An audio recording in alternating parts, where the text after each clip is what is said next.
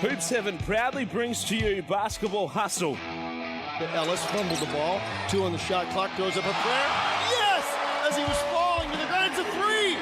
He shot it literally from the hip. Definitely a highlight. Here come the Billikens. 4 on 2. McCall. Ellis. Left corner. We're missing out. Bang! From way down under. Cody Ellis. Reddick brings low out away from the basket. Stolen away by Cody Ellis. One man to beat. To the hole. He's fouled. Layup. Good. Whistle foul. Count the basket. Ellis for the reverse. Through fingertips. What a move. Ellis drops in a bomb. I love seeing Cody Ellis coming out feeling good. Ellis. Cody Ellis. Ellis. Pull-up jumper. Cody Ellis. Bang. Cody Ellis, can he stand and deliver? Cody Ellis. Now it's time for another episode of Hoops Heaven's Basketball Hustle.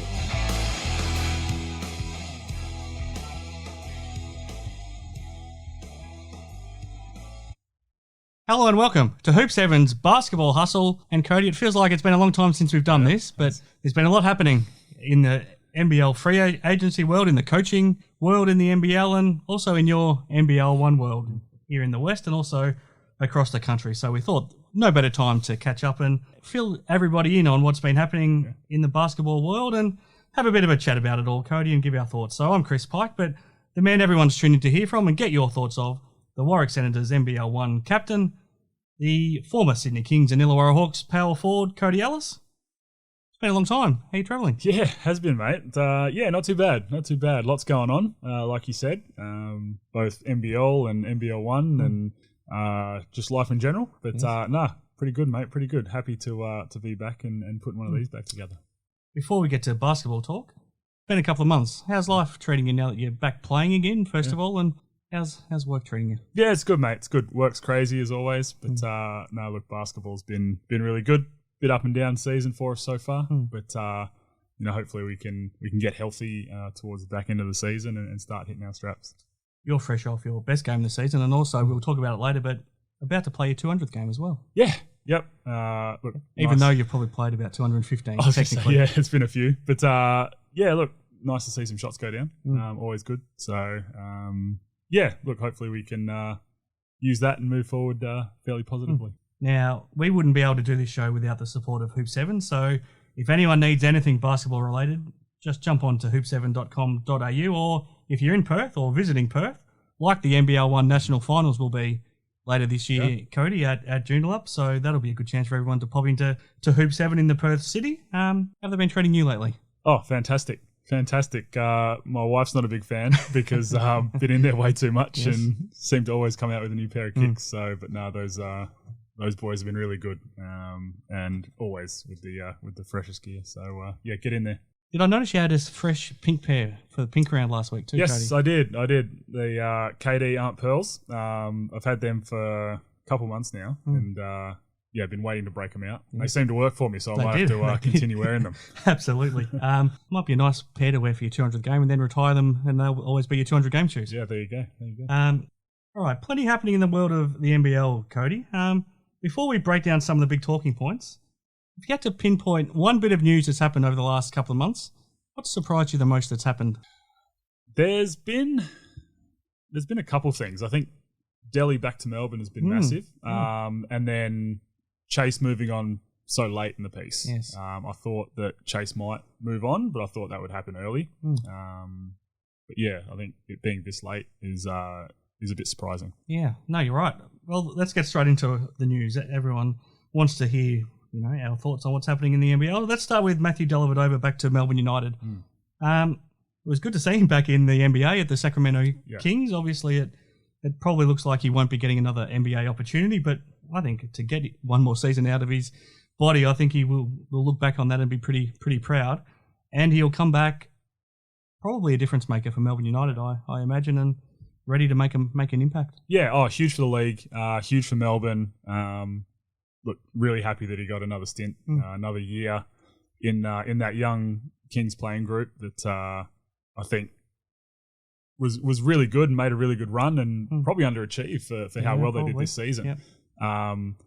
But to be that defensive leader there, I think was awesome for that team. But yeah, inserting him back into the United lineup is going to be huge, and I'm sure Dean Vickerman is very happy. It makes it interesting for Melbourne. We'll go through the teams in a bit more detail later, but it probably means that Luke Travers won't have the ball in his hands quite as much as he hoped, but it also probably means that they don't need an import point guard similar to Xavier Radden-Mays or Ray-John Tucker. Maybe only one of those would be necessary now too. Yeah, I think so. With LT in there, you're right. It gives them that extra ball handler that, you know, they don't need to splurge on an import. You know, they can probably hold one up their sleeve, I think, which would be the smart thing to do. Further down the track, you know, you get injuries or you know, someone's not working out. I think they're also well covered if Shea Ili doesn't come up to play. Well, that's it. And he's probably going to be a big piece if he can't come up and you know, meet the standards and play, which will be a real shame if that happens. But I think that'll be good for them to hold that up their sleeve.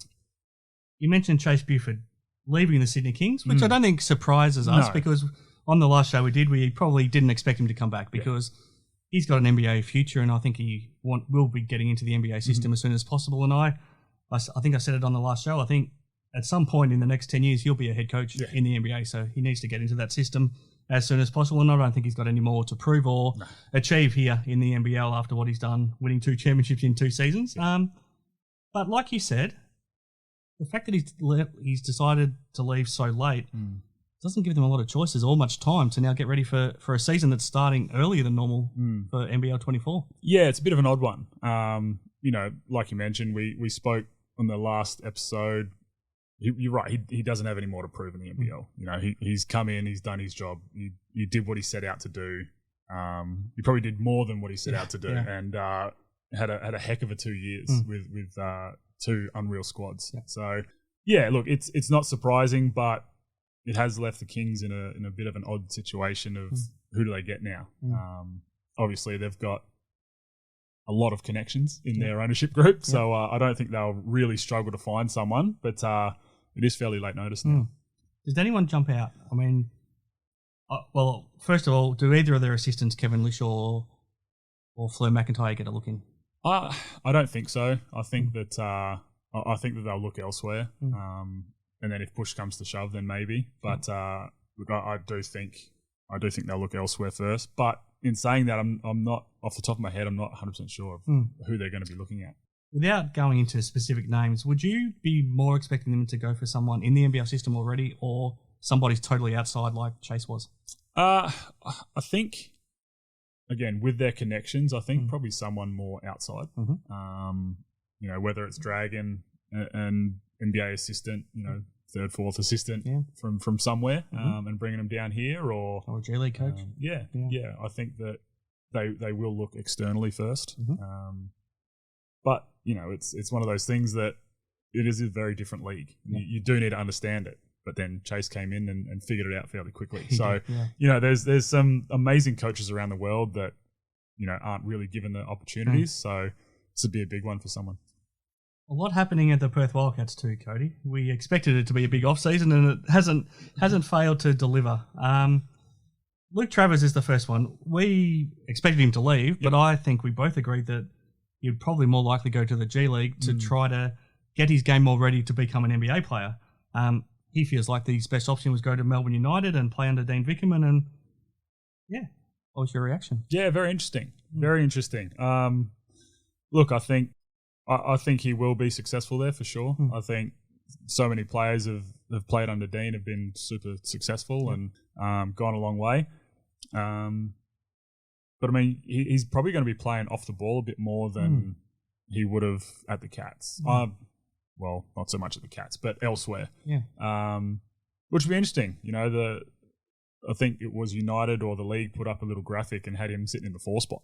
I mean, that's that's a nightmare. That's getting him further away from the NBA, isn't it? It is. But it's probably helping his Melbourne team, but it's getting him further away from his dream. I think so. Unless it's, you know, to really develop his stroke and his shot, then I think it's an interesting situation for him. So look, I mean, we'll see the ball in his hands a fair bit still, I think. But yeah, it's going to be It's going to be weird to see him in that blue. It will. It will.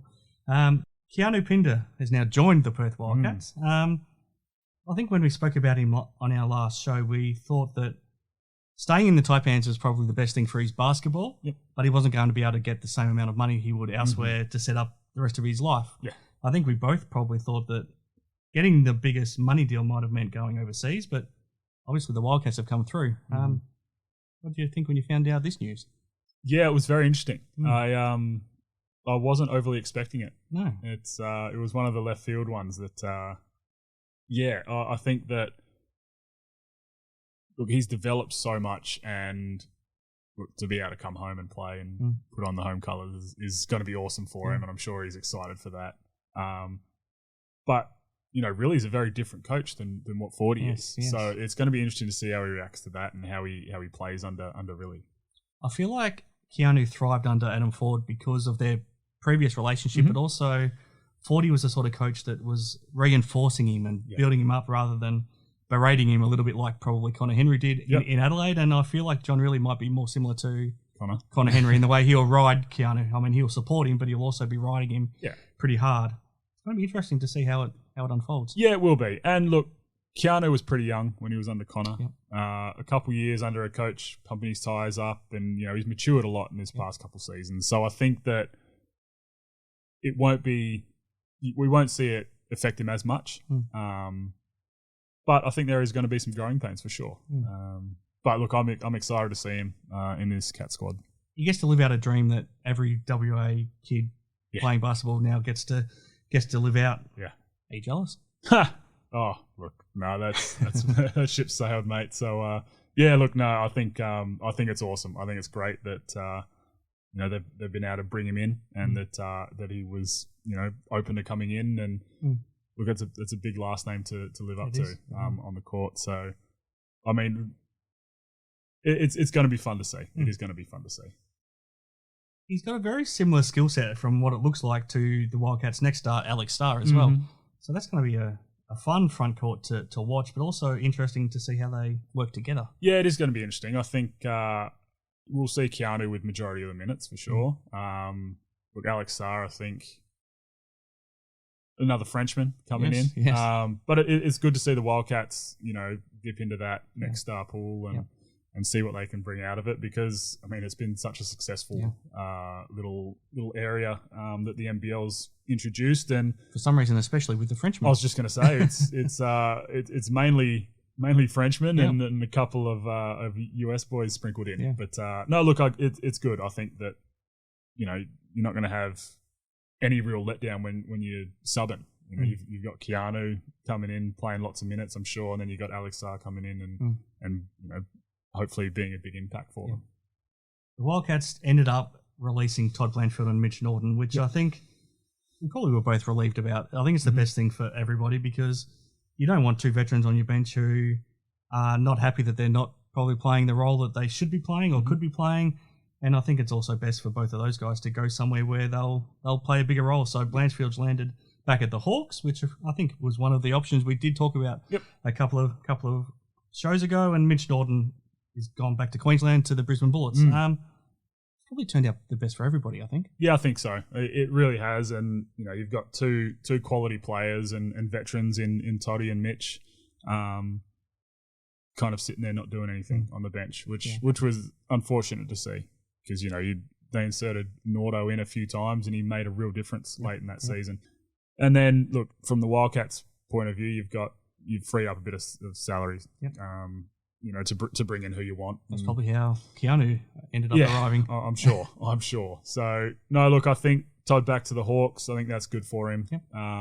Bit more free-flowing, and he'll be able to get out and run and get his shots up. And they need that veteran. They do. Losing Timmy and Kev from last year, he's a perfect fit for them, I think. Yeah, I think so. And then Nordo to Brizzy, again, another squad that needs, that kind of veteran leadership as well. Probably a perfect replacement for Jason Kadee in the end. I think so. And look, a very different player to Jace. So, look, I think that's good fits for both. Glad Nordo got to go back home. Close-ish to home. But, look, Brizzy wasn't where I thought he'd end up. No. I thought Tassie would I go thought after the him Jack hard. Jumpers, yeah.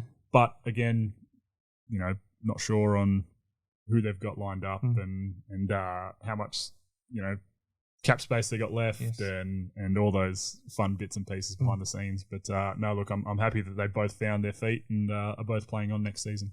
All right, Cody, let's take a deep breath. Those are the biggest talking points probably in the off-season so far. When we come back, we'll go through each team and then we'll have a bit of an NBL1 chat and we'll wrap things up. Sounds good.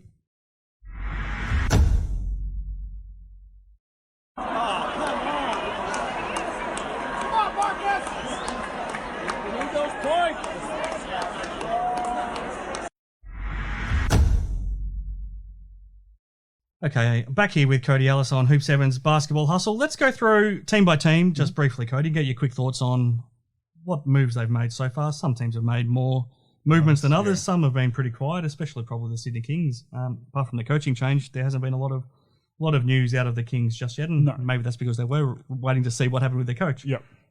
Let's go alphabetical order. Let's go to the Adelaide 36ers. First of all, they've got a new assistant coach. Yes, they do. No, look, it's... I don't think you know who I'm referring to. No, I've heard the news. Oh God, he's our friend from the. He's our Galen man. I know. I did hear that. Well, Cody, I'll help you out, Cody. Scotty Ninnis back to the Adelaide 36ers. I saw that.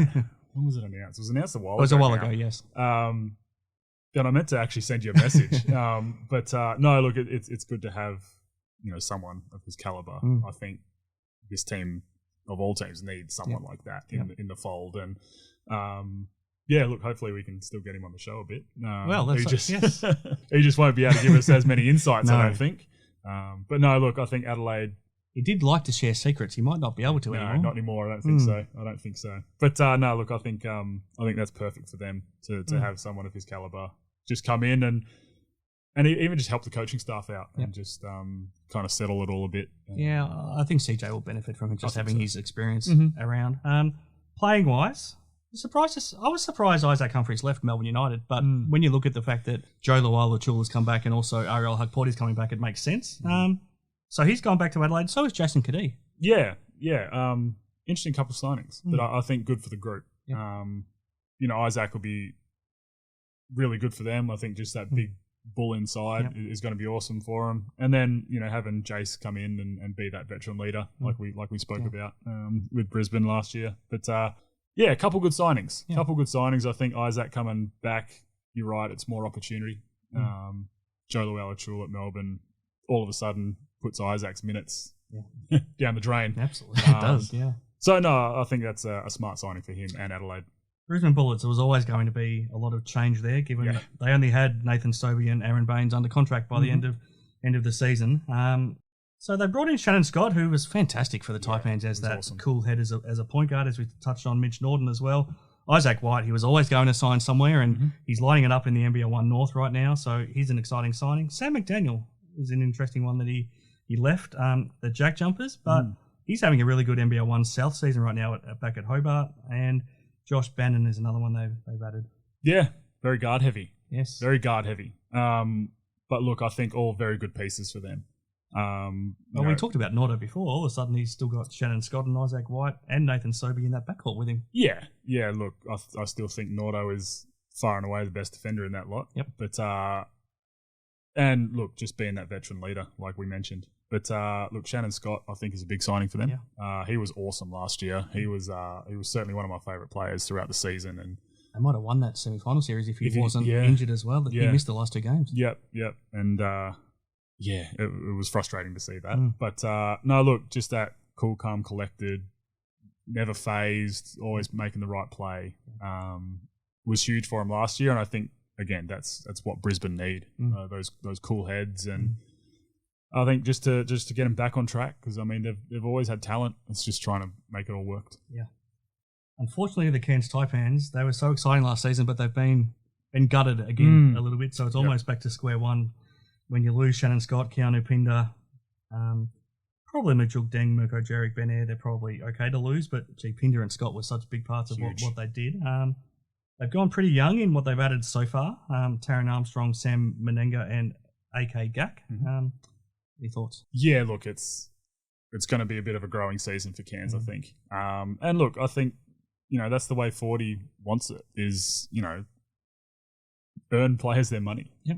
And I think he's certainly done that with a couple of these guys. And look, he's up for the rebuild constantly. That's the way he loves to coach. He loves to give those guys that kind of get overlooked a bit that chance, and guys really, that have a chip on their shoulder to prove something. Yeah. And it's look, it's going to be fun to see, because once they hit their stride, I think they're going to upset some teams. But it's certainly not going to be the same team. I don't think it's going to be the same successful season that they had this past season. Yeah, a lot might depend on what couple of imports they can find to top off the young talent. Illawarra Hawks. We knew about, obviously, Timmy Conrad and Kevin White retiring. AK Gax moved up to Cairns, but apart from Todd Blanchfield, they've gone pretty young. Mason Peatling they brought in, Lockie Olbrich, so big in the front court. AJ Johnson as well as a young gun. Probably got even younger. Yeah, they have. Bringing in Todd, who's still young, really, as kind of a veteran leader is a good one for them. I think they've kind of recruited similar players that are going to fit their structure and their system really well. Yep. So look, I think that they'll keep moving in the right direction. Probably not their best season last year. No. But we wanted them to get some help for Sam Froling, and Peatling and Olbrich both give that. I think they do. And look, I think we should expect Sam to have a big year, especially with those guys being able to help him out. And he's in the World Cup squad for the Boomers right now too. Yeah, he should be coming into the season full of confidence. So it's going to be fun to see. And hoping that they have a better season for the Illawarra faithful. Melbourne United, a lot of changes there as well. We talked about Daly. I'm excited about Flynn Cameron coming in. He's an exciting New Zealand point guard, probably a combo guard. Tanner Krebs, who we think the world of, and hopefully he can stay healthy and make the most of his chances there. We talked about Luke Travers. Cole Bowen, who we talked about a couple of shows ago, ended up not coming back home to Perth and is landed in Melbourne as well, probably to replace Mason Peatling in a lot of ways as that backup big. Yep. And then you've got both Joe Loala-Chul coming back to the NBL, and Ariel Hakporti back off his Achilles. Yeah, that's a lot of big ins. Yes.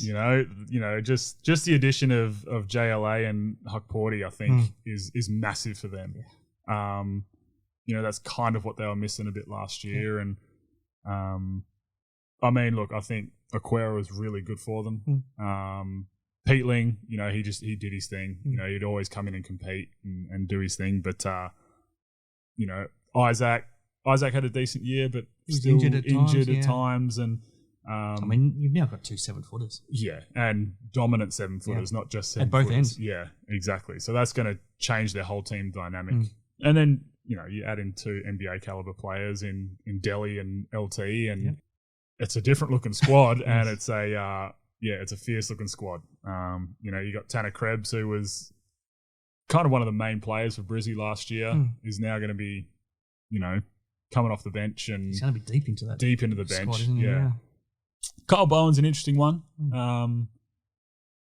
because I think that he could have probably gone to a younger squad and played some minutes, but I think that he's going to be fairly deep in that bench as well. So look, I think after missing the playoffs, they've certainly turned around and said, nah, not this year. Lots of talent, lots of leadership, kind of adding all the pieces that they need. So they've had a heck of an off season so far. Very quiet at the New Zealand Breakers, which is probably good news, because I feel like they want to bring the majority of that squad back. So they were able to bring Will McDowell-White back, which was probably the biggest signature. Tomo Abercrombie has re-signed. Hopefully Rob Lowe's signature's not too far away. And from all talk, they're keen to bring all 3 imports back, and all 3 imports are keen to come back as well. So you lose your next star, Rayan Repair, which they were expecting, but they might be very similar, which is probably a good thing. Oh, absolutely. I think that just another year with that very similar core or same core will be huge for them. We saw at times their kind of growing pains, even throughout games, where they just, kind of all of a sudden forget how to play together. Scoring droughts with the championship on the line. Yeah, really bad. And, that was always, the kind of little question mark on them coming into that series, because we knew it would happen. It was tough to see it, from quarter to quarter rather than game to game. Yeah. But no, look, if they can get all 3 imports back, I think that's going to be huge for them. Absolutely. How keen are you for Rob Lowe's signature to come soon? Oh, it'd be awesome. I'd love it. I would love it. If he doesn't get it from the Breakers, would he play somewhere else, do you think? I'm not sure. I think him and his wife... He did try leaving home once before to go up to Cairns and probably couldn't get home quick enough. No, I think him and his wife and little one are all happy in New Zealand. So, look, we'll see what happens. And, whether either New Zealand want him back, which I'm sure they probably would after the season he had, or if he wants to keep playing. Is another thing. So yeah, look, we'll see. Hopefully you see that signing soon. We've covered most of the Wildcats, obviously with Pinder and Starr coming in and Norton, Blanchfield, Travers going out. A couple of interesting signings. So they bring another local WA kid, Ben Henschel, back, who's coming back from the Centre of Excellence. Yep. Hiram Harris and David Aquera are a couple of interesting signings too. Yeah, they are. Look, I think Aquera is a good little signing for him. Just that little bit of a boost for them. And another local coming home too. Yeah, which is great. Ben Henschel, they've put the weight of the world on his shoulders already, and saying they see him as being, the face of the club going forward, in the next few years. So that's a lot of pressure on a young kid. Yes. But look, he's a tough player. He's going to be very good. Hiram Harris, I think, just that workhorse for them is probably a good signing as well. Just someone that comes in, doesn't need the ball, but is going to go, get a board and dive on a loose ball and hit someone and do all those little things. So that's probably a good little signing for them too. We'll get to this later, but it does a lot of things that Jesse Wagstaff does. Yes, very much so. Very much so. Southeast Melbourne Phoenix, before we get to the playing side of it, what do you think of the signing of Mike Kelly as the new head coach? Yeah, no, that's really good for them. I think a bit of a fresh face. Mike's proven himself in the league, and probably a good opportunity for him.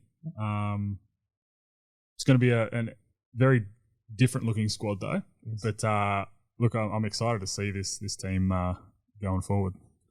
Playing wise, I was surprised that he left Cairns, but obviously he'll have a lot of responsibility in that backcourt at the Phoenix. Matt Kenyon as well. Again, I was surprised that he left the Jack Jumpers, but he comes on board. Reece Vague back after spending several years in Japan, and Gorjak Gak probably. I have a feeling that Mike was just about got him over the line to join the Wildcats, and then Mike got the job with the Phoenix, and that quickly changed. Yeah. So I think that Gorjak is over here hooping, and I think the reason he was here was to sign with the Cats. But you might come up against him in your 200th game. Yes, very possibly. So no, look, I think that's a good signing for them. Young big that is only going to get better, has all the signs to be a really good player. Getting Reece back, I think, is big. I think that's huge. He's gone over and had a really good stint over in Japan for the past few years, and he's a former teammate of yours. Yeah, very much so. So it's really good to see him back in the league, and I think he'll have a big impact for them. Ben Eyre, Matt Kenyon, couple decent signings for them just to solidify their little guards and just kind of those real defensive guards that are up and in, and because they're going to have scoring. They're going to have plenty of scoring. And look, Ben Eyre's proven that he can go off and get you 30 if need be. Yeah. But he's back home to Melbourne too, which I think he's probably keen to do. Yeah, that's. I think that's really good. And look, couple interesting signings that I didn't think would leave where they were. It's. I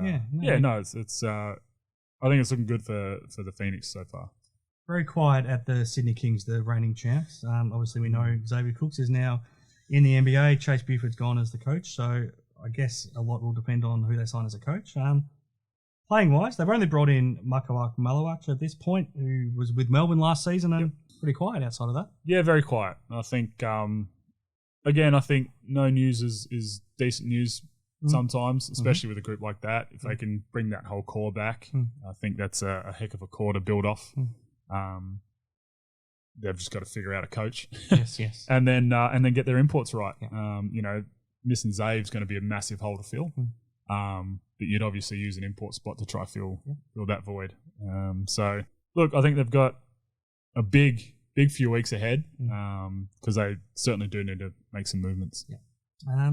Tasmania Jack Jumpers. Again, reasonably quiet, but Anthony Dremick's one I want to get your thoughts on. It looked like he'd settled right back in Adelaide. Obviously, things weren't quite as rosy as they looked on the surface because he had a really good season on court, but he's gone to the Jack Jumpers, and I think it's a good fit for him. I mean, if they're replacing Matt Kenyon with Anthony Dremick, that's an upgrade scoring-wise, maybe not defensively, but gives them another weapon. Yeah, it does. And look, I think Drim has, made leaps and bounds on the defensive end. Yep. I think he was really good for Adelaide last year. I think he was one of the only guys that really gave any effort on the defensive end. Yeah. And look, he's going back to join his boy. Yep. So, look, I think him and McVeigh are going to be fun to watch. Yes. It's going to be some quality viewing coming out of those two. So that's going to be good. Look, they have certainly lost some defense with McDaniel and Kenyon gone. And even White, he'd come in and be that little mongrel on the defensive end. So it's going to be interesting to see what they do with their imports. All right, we've got through all 10 teams there, Cody. When we come back, we'll take a different view and have a chat about some of your NBL1 West season and look ahead to your 200th game next week. Sounds good.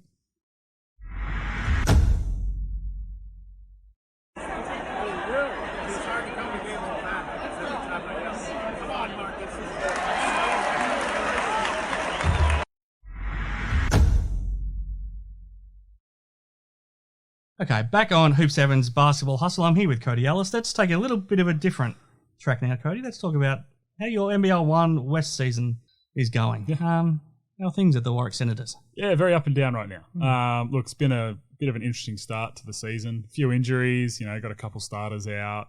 Lots of the young boys stepping up and playing some decent minutes, which is always good. I like that.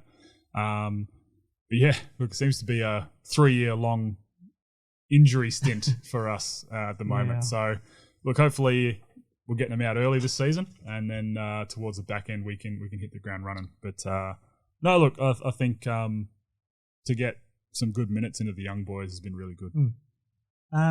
Ethan Elliott's come back from the Centre of Excellence. He was playing really well, but then unfortunately had a bit of a freak hand injury. Yes. We'll be pretty excited to get him back soon. Yeah, very much so. I think George Pearl's done an unreal job to slot back into that point guard spot, which he wasn't expected to play this year.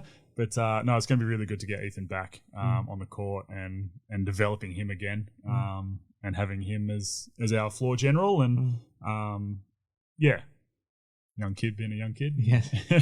Did some silly stuff, but that happens, mate. So look, I'm looking forward to him coming back on the court. It's an interesting one. As the captain of the club, have you sat him down to have a chat about, I guess, his responsibilities? Oh, look, no, not overly.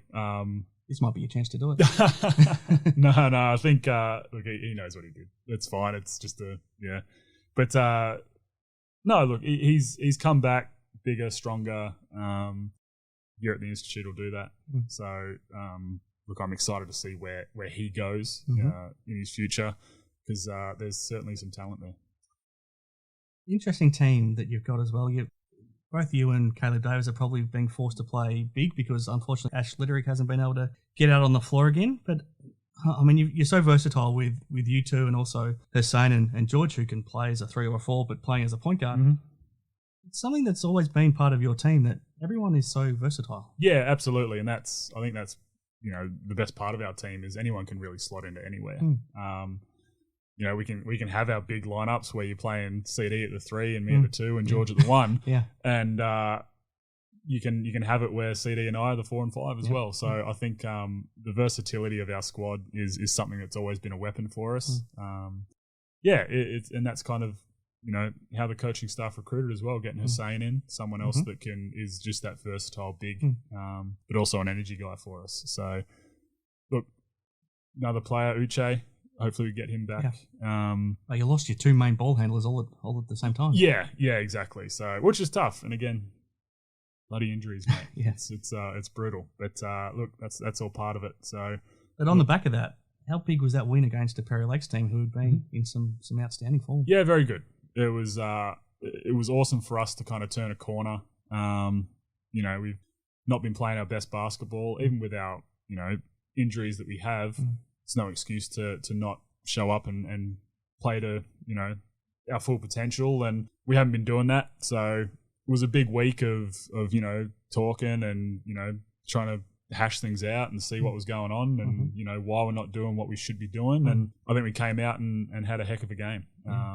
And look, against a Perry Lakes team that's been rolling so far this season. What do you make of the rest of the league so far? It's probably a little bit hard to get a gauge on it. We thought Rockingham was almost unstoppable, and all of a sudden they score 52 points against the Perth Redbacks and only 3 points in the last quarter, and suddenly they look beatable again.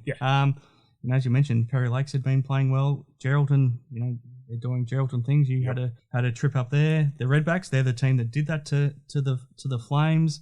Willerton with Wertho and Gorjak Gak in that team are looking pretty ominous, and their import, Darnell Hoskins, is lighting it up at times. What do you make of the league so far? Oh, the league is tough. Always has been. There's so much talent here. It's going to be interesting to see who makes the 8 and where people fall. Look, Rocco, unbelievable squad, obviously, but look, everyone in this league is beatable, and anyone can beat anyone on the given night. So, it's we're not playing our best basketball, and we're just in the 8. I think we're sitting 8th right now, I think, with a 5-3 record, I think it is. So 5-3, and we're sitting 8th. It's proof that the whole league is very tough. So lots of teams that have added pieces that have made them a lot better than last season, and that's what you expect. You expect teams to improve over the off season, and that's certainly what's happened. Is there anyone that's jumped out at you that you've played against so far that you think would be ready for an NBL call-up? Look, it's a tough one. I think there's quite a few guys around the league that are certainly on the cusp of that. I think some guys that probably deserve at least some DP spots. From my team, just from my team, you've got George Pearl, who probably deserves a DP spot somewhere. Well, like we talked about, he's a guy that can legitimately play 1 through 4. Yeah, and look, he's smart. But look, our nickname for him is Sleepy George. So, look, I think that would only be a positive for him to get him into that kind of a system. And he's still so young. People forget he's young, and look, I forget he's so young at times because he's been part of our fold for so long now. And look, a guy like Ethan Elliott, I think probably deserves a chance in the next year or two as well. Look, there's lots of young talent around the league. Looking forward to be able to play the rest of the league and seeing more of that. There's plenty of talent.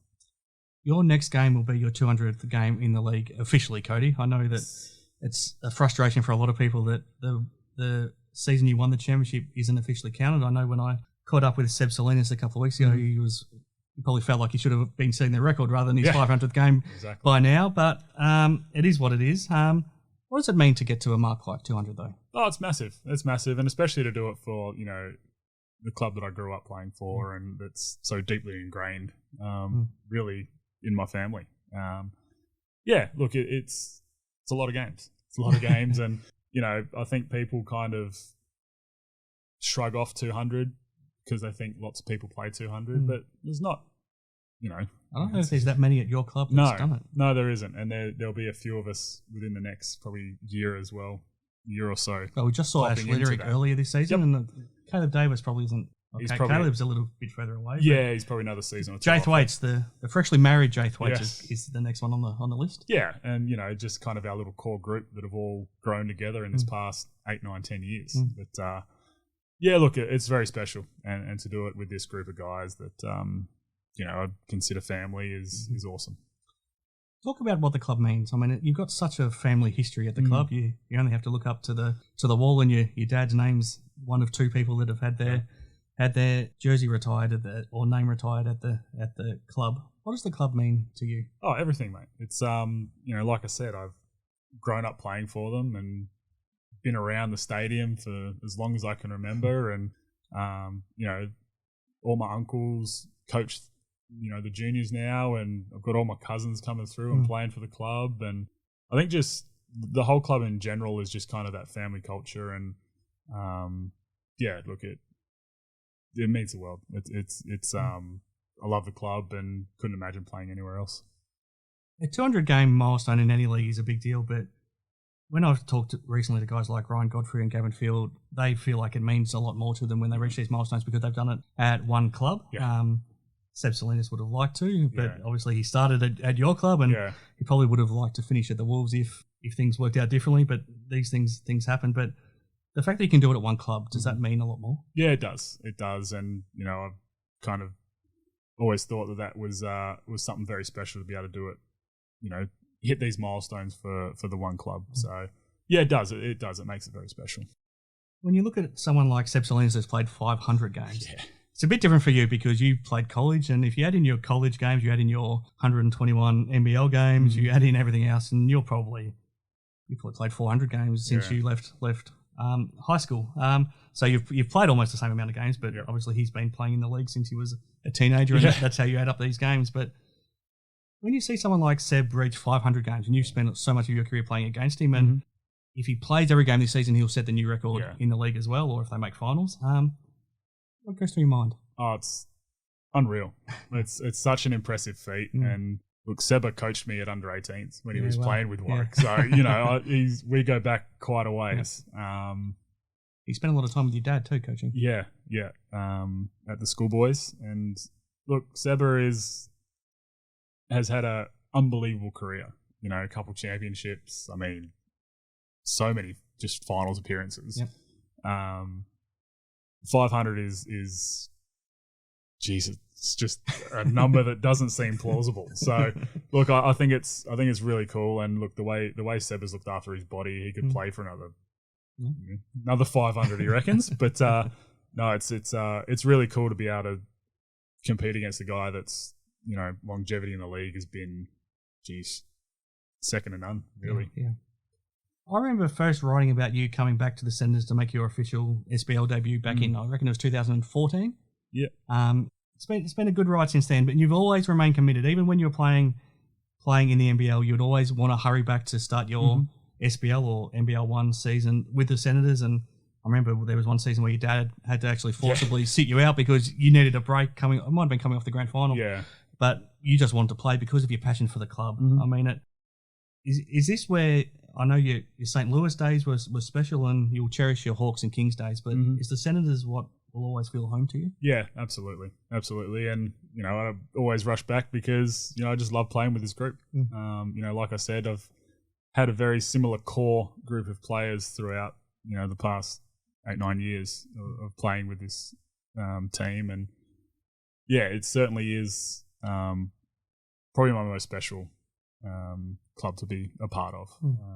Obviously, like you said, got to live out my dream and play NBL for the Kings and the Hawks, and that was amazing. And loved St. Louis, loved being able to represent the Billikens and all that. But I think the Senators certainly holds a special place in my heart. Are there any highlights that stick out? There's obviously the championship, and I know whether the league counts it officially or not, I always will count it as an official championship because that West Coast Classic season was as competitive and hard-fought as any season that we'll see. So you were the championship captain, your dad was a championship coach. It was an amazing performance. Is that the highlight, and what other things sort of stick out? Yeah, look, that's certainly a highlight for sure. I mean, look, we got a banner raised in the stadium, so still counts. Absolutely. Nah, look, I think honestly, just the growth of the club in general, not just the team, but the club in general. When I first came back, we were still playing out on the old Court 1, which is now Court 5. Yes. Well, have a look at your stadium now. Yeah, on those little mini stands.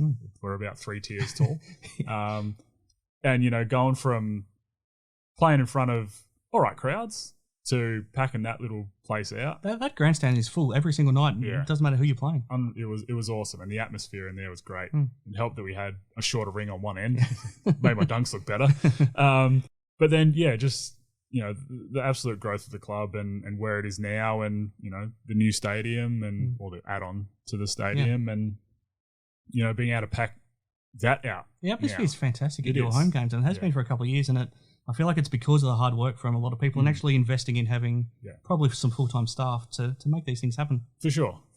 And, that's something that, always fills me with pride, being able to run out and, start warming up and seeing the stands filling up and all those people that, spend their money to come and watch you play on the weekend, I think is really cool. And I think that's probably the biggest highlight for me is just the growth in general. And you're seeing it right through our juniors. There's people on wait lists to get on even the local comp teams, and wobble teams are, they get unbelievable turnouts to their trials. And I think that's probably the biggest highlight for me. It is amazing, isn't it? Because I remember when your dad initially came back as a coach, it was almost to keep the club afloat. Before the stadium redevelopment and everything, that there was a chance that the club might not even exist anymore. Yeah, definitely. And there was certainly some dark times there. But look, all the work behind the scenes from a lot of people was really good, and it's been fun to be part of kind of that rebirth and regrowth and a bit of a rebranding really over the past few years, and to get to where we're at now, where we feel like we're a legit contender in both the men's and women's season in and out. And look, I think it's one of those things that people play us, and it's it's going to be a fight. We talked about how good your home court is now. Unfortunately, your milestone won't be at home though. No, you'll be playing away to Willetton, and it'll be a memorable occasion because playing against Werther again will be something you won't forget anytime soon. Yeah, absolutely. I've always loved playing against Werther. Even though I got to play against him in the tail end of his NBL career, to be able to play against legends of his status is really cool. So to be able to play a milestone against him will be pretty special. And look, I think it's the week after that we're home. Yep, and so that's when you'll probably do your official ceremony. Yep, all that stuff. But look, I do enjoy all that sort of stuff, but I don't want it particularly to take away from. No, I don't want any of that happening. So look, hopefully we can get the win and keep our season tracking forward. All right, before we wrap it up, the national finals this year for the NBL1 will be at Joondalup. Cody, hopefully you're part of it, but it's exciting that the basketball world in Australia will be coming over this side of the country. Yeah, it's going to be awesome. It's big shout out to the women's team and the Rocco Flames for being able to do what they did last season and bringing it over here. I think that's great, and it's going to be fun. It's going to be fun to have a lot of talent over this way. And look, I'll certainly hopefully be there playing, but if not, I'll certainly be there watching anyway. All right, Cody, let's wrap it up. We've had a lot to cover this week. I've got a few quick questions to throw your way. Does Jesse Wagstaff play on? And if he does, where will it be? I don't think he'd move to play. I think if he was going to play, it'd be for the Cats. Okay. We covered this one a bit earlier, but I'll throw it at you once more to see maybe if someone's jumped into your mind over the last hour. Who coaches the Sydney Kings? I have no idea. Absolutely none. This is an interesting one. Will Luke Travers or Keanu Pinder have the better season? That is a tough one. I'm also not sure how you judge better, but I'm the one asking, you're the one answering. Yeah, that's fair. Oh, goodness me. Look, I think Keanu will, because he'll be playing more of his natural position. So I think he'll slot into his role better. Yeah, I certainly think he'll have the bigger numbers. Whether or not that means it's better or not is for others to judge. All right, two quick ones. Nuggets or the Lakers? Oh, jeez. I mean, the way Jokic played in that first game, goodness me. If they can't get him under wraps, then it's over quick. But look, I think the Nuggets get it. Are you surprised the Lakers have got this far? No. I think having a healthy squad, they were always going to be a powerhouse come finals, and having AD healthy and hopefully keeping him healthy makes them a completely different looking unit. Yeah, I remember last time we probably talked about how we didn't expect them to make the playoffs at all, and now they're in the Western Conference Finals. On the other side of things, Celtics or the Heat? Oh, Celtics have so much firepower. I think if they can rein in Jason Tatum a little bit, I think it'll go a long way. But I'm hoping this series goes to 7 because I want to see more of playoff Jimmy. Yes. But look, it's a tough one. I think the Celtics get it. We might not do another show before the championship decided. So if it goes that way, Nuggets or the Celtics? Nuggets. All right, Cody. It's been fun. It's been good to catch up again. Good luck in your Torrensworth game, and good luck for the rest of your season at the Senators. I'm sure the NBL news will keep unfolding. So we'll come back at some point and update everybody in the build up to NBL 24. But that's it from me. I'm Chris Pike. But Cody, I'll leave you with the final words, and thanks for spending some time with me again. Yeah, man. As always, been a pleasure, mate. So, yeah, look, very happy to be doing another show now. So, look, I'm sure when we catch up again, there'll be a lot more movement NBL-wise. So, looking forward to that, man.